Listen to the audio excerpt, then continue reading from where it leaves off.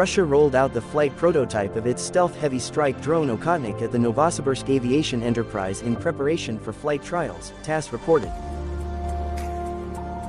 The state-run outlet quoted Deputy Defense Minister Alexei Krivorichko as saying the development signifies the end of the item's assembly as a whole and its outfitting with all the required onboard equipment.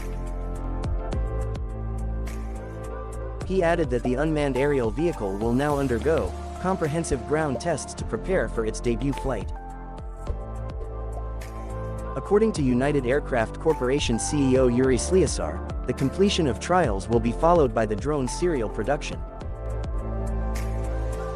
The state-run Sukhoi Design Bureau-developed drone took its first flight in 2019 and is scheduled for deployment in 2024.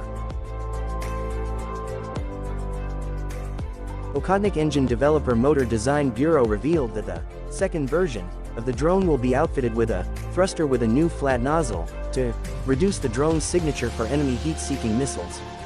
The prototype already features a tailless design for a reduced profile. The drone has a maximum takeoff weight of 20 tons and can fly at a speed of up to 1,000 km per hour, 621 miles per hour.